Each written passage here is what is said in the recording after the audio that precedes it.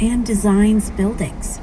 Now he immediately notices the way a building sounds. He says a lot of buildings sound terrible, but there is one in San Francisco whose sound he really loves. Sam Harnett takes us there. Chris Downey loves the soundscape this building creates.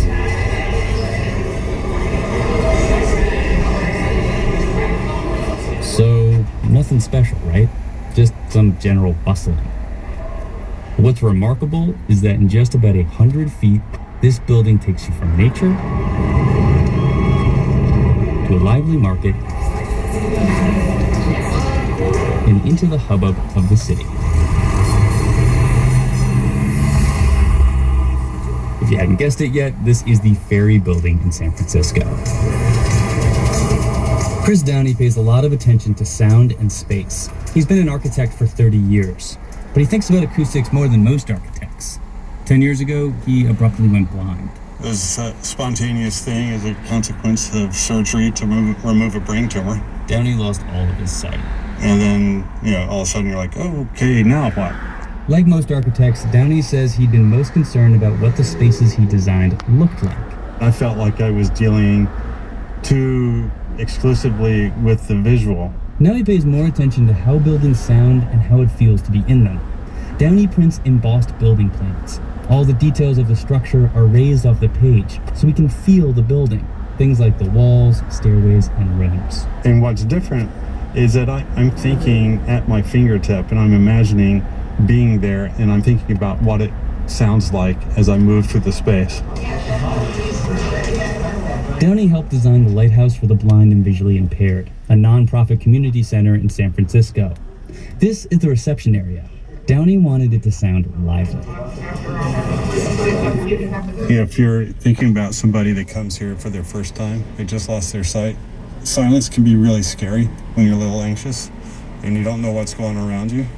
If something doesn't make sound, Downey says it disappears for a blind person. So to make the reception area active, he suggested an open design, polished concrete floors, and wood instead of carpet on the staircase. That way you can hear people coming and going. Maybe people you can identify by their sound. When you're blind, you start to recognize how people walk in their cane taps, and so you can recognize the sounds down the hallway as somebody else passing by.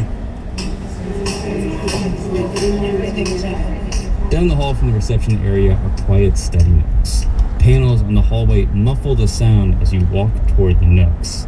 Downey calls this feature an acoustic mid. Listen to the ambient sound deaden as he walks with his cane from the reception desk to the study rooms.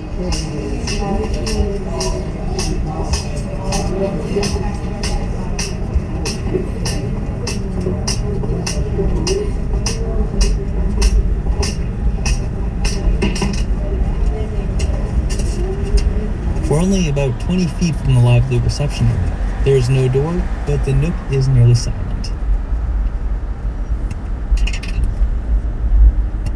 A building's acoustics is important for the sighted too, even if they don't realize it.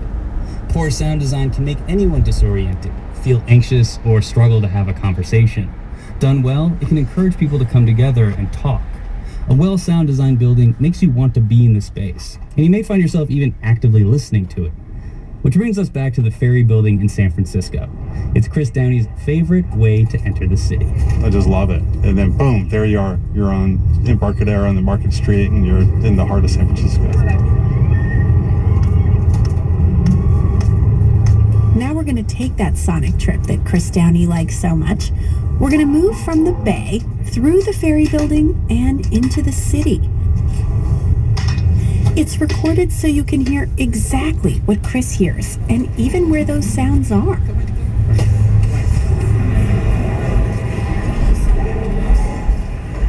Now we're inside the Ferry Building.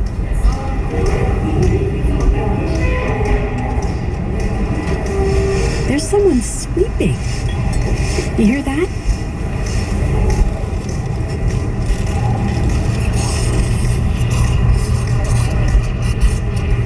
That's a guy making coffee.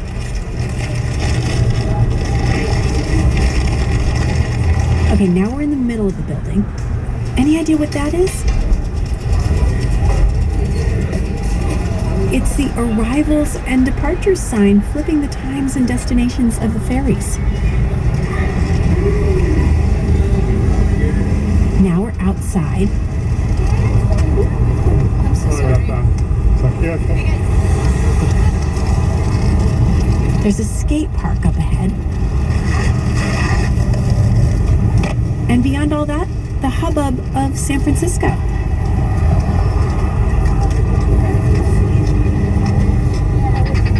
You're listening to the California Report magazine. I'm Sasha Khokha, and today we've been hearing stories and sounds that explore the rich ways people who are blind experience California every day.